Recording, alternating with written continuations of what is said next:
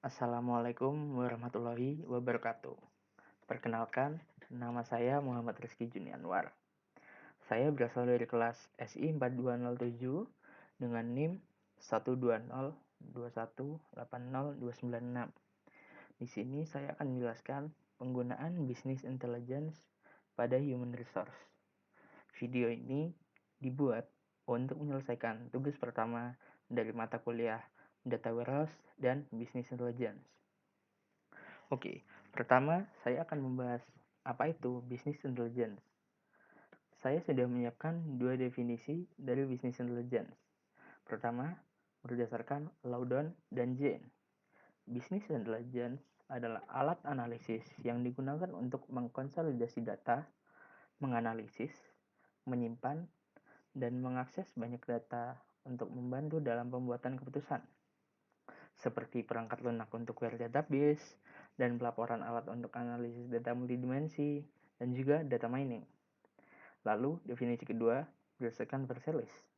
Business Intelligence adalah satu set model matematika dan metodologi analisis yang mengeksploitasi data yang tersedia untuk menghasilkan informasi dan pengetahuan yang berguna untuk proses pengambilan keputusan yang kompleks. Jadi, kesimpulannya bahwa Business Intelligence adalah alat analisis berdasarkan data untuk mengambil suatu keputusan. Lalu, apa itu OLAP? OLAP adalah singkatan dari Online Analytical Processing. Dan penjelasan dari OLAP adalah sistem pemrosesan atau metode untuk menyajikan permintaan proses analisis yang bersifat dimensional secara cepat, yaitu yang dapat mengoleksi, menyimpan, memanipulasi suatu data multidimensi untuk tujuan analisis.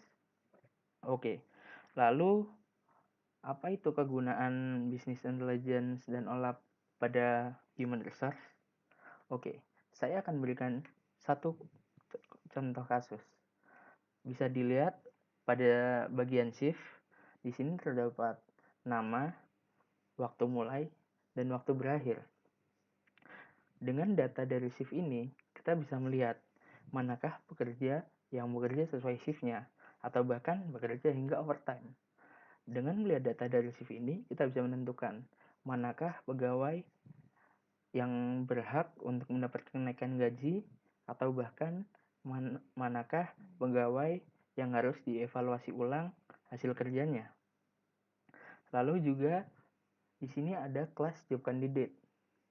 Di sini bisa kita gunakan ketika ada satu pegawai yang keluar dari perusahaan. Dengan menggunakan job candidate, kita bisa mencocokkan resume dari kandidat dengan bagian mana yang kosong, dan kita bisa memanggil kandidat-kandidat yang cocok untuk diinterview dan bisa dimasukkan ke departemen yang kosong. Lalu kasus terakhir, di sini bisa dilihat di kelas employee banyak data employee yang berasal dari nama, login ID, shift ID, dan juga awal dia masuk perusahaan hingga akhir dia masuk perusahaan. Misalkan, perusahaan perlu melakukan PHK. Tentu saja, perusahaan harus menentukan pegawai manakah yang memiliki dampak negatif paling kecil ketika di PHK.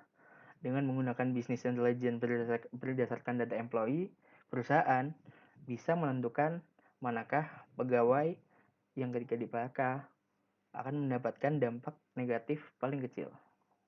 Oke, itulah penjelasan saya mengenai kegunaan business intelligence pada human resource. Terima kasih atas waktunya. Wassalamualaikum warahmatullahi wabarakatuh.